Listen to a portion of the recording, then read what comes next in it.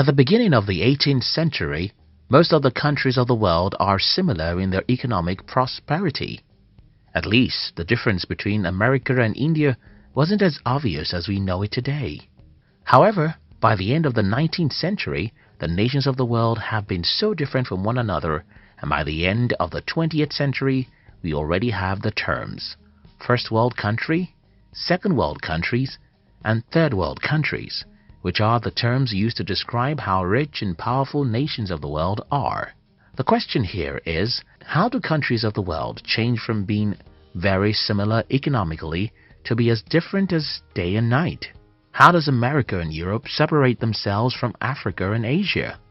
This video will shed light into a deep secret about that, and I'll try to use that understanding to show you the reason why some people are rich and others poor, and most importantly, how you can discover lucrative opportunities in your country.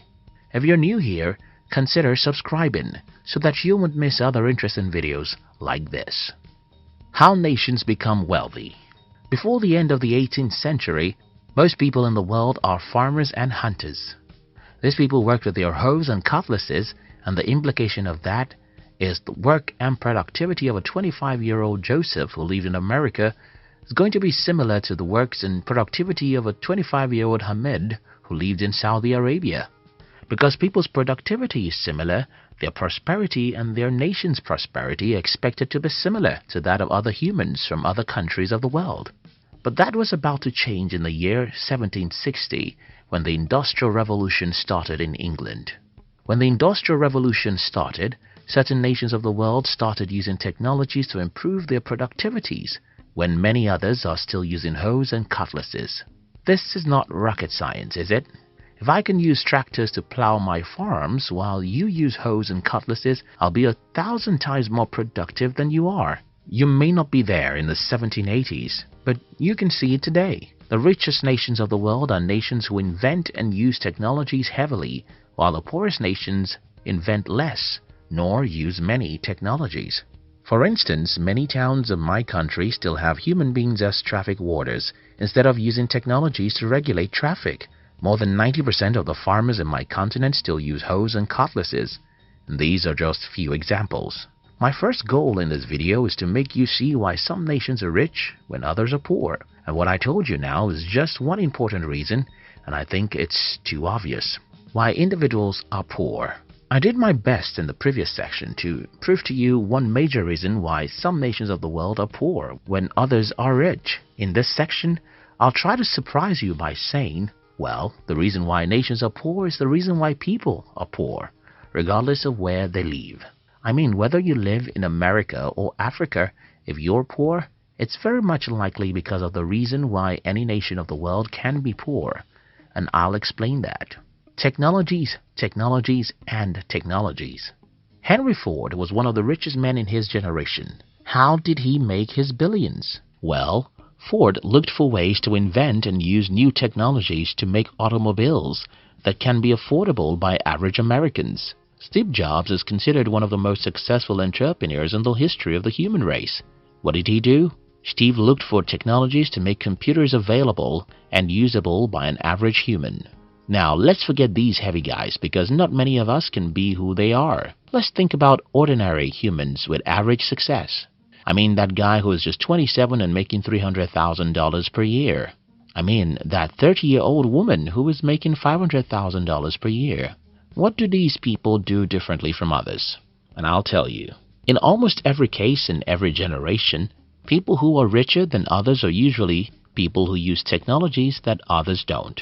When we mention technologies these days, most people think about computers and artificial intelligence. There have always been some form of technologies than others, and the math is very simple. Imagine that you and I were writers in the year 1440 when the printing press was invented.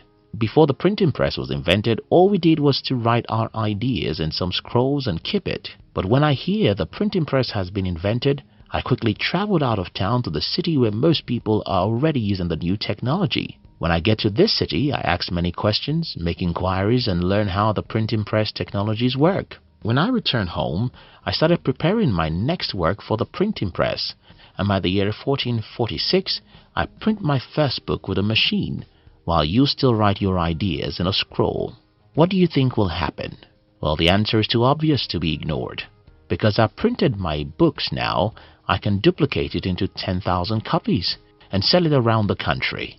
You cannot possibly duplicate your scroll to 100 copies, and everyone knows that I'll be 10 times more successful than you. Let's use another example. Let's assume that we are both farmers and I got to know that there's a new technology called tractors. I went to inquire how I can pay for a tractor to use it on my farm, while you are busy using cutlasses and hoes. I can have 20 hectares of land as a farm while you have only 20 plots. Everyone knows that I'll be richer than you, right? Let's even use another example. You and I was selling soap in the year 1895. And when I got to know that the radio was invented, I immediately jumped at it. I spent 1 month to learn how radio advertisements worked and how people make their money back after paying the radio. Then I tested for another month, lost some money but learned some valuable lessons. And by the 5th month, I already started running some successful radio advertisements while you still sell your soap from home to home. Who among us will be more successful? I think the math is very simple, but nobody seems to understand it. If I use a tractor to farm while you use cutlasses, I'll be 1,000 times more productive than you, and I'll be 1,000 times richer than you. If I understand and use technologies to promote myself or my business, while you don't use the same technologies, I'll be 100 times more productive and richer than you. It's that simple. So how do you discover lucrative opportunities in your country? Well, my answer is simple. Use technology to do what everyone is doing. If they use technologies after you use them, learn to understand those technologies more than every one of them. I'll explain this with some example. I'm a writer, and that is not a big deal. Thousands of people in my country are writers. The only difference is that I'm a rich writer, while many of them are poor writers. This is how it got started. I wrote my first book in the year 2013, and what I did was very simple. I published it as a PDF for free. Just use the technology. I started selling this book on my blog, even though I didn't spend $1 for publishers. At some point, I started giving this book away, while I created a back-end course which is even more profitable. The last time I checked, that book has been downloaded more than 300,000 times, even though I didn't spend $1 to publish it. Compare this with what most writers in my country do. They write and beg publishers, and when they publish their book, they try to sell it in the bookstores. The problem about this is that books are no longer bought in the bookstores because people who visit bookstores often go there with certain titles in mind, and only very few of them will even see your book. Talk less about buying it, except you're Robert Kiyosaki or you write the biography of Elon Musk. Now, compare me with an average writer in my country and tell me what you see. Yes, you see a man who has made $10,000s with his writings and a man who is broke, and the only difference is in the technology. Another personal example is that of my Agric Technologies company. As the name sounds, we use technologies to sell agric-related services and products. And I have this to tell you. Hundreds of people are in the same business as we are, but not many of them understand and use technologies as much as we do. And you can guess the result. Do you want to discover lucrative business opportunities in your country? Maybe you don't need any new opportunity. Maybe all you need to do is to understand and use technologies more than everyone. If you sell shoes with technologies like the internet, phones, blogs, and so on, you'll be more successful than anyone who sells theirs the old ways. If your competitors use technologies, then learn how to understand those technologies more than they do. Take for instance, you and I may be selling the same service, and we may both be using Facebook ads to promote our services. But if I get $1 per click on a Facebook ad and you get $3 per click, it simply means that assuming our conversation is the same, I can make $300,000 before you make $100,000. And if I can make 3 times of the money you make, I can invest in smarter people and more technologies. And if I invest in employing smarter people and technologies, then I can make 10 times of what you're making. And if I can make 10 times of what you're making and I can invest in it more technologies and people you can never afford, it's a matter of time. I can destroy you and send you back to your village. I honestly think that the concept I teach in this video is extremely simple.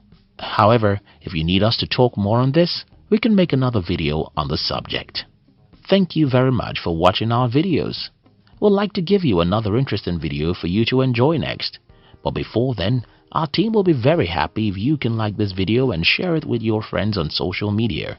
If you're new here, don't forget to subscribe so you won't miss other interesting videos like this. Look at your screen now to see 2 other videos we handpicked for you to enjoy next.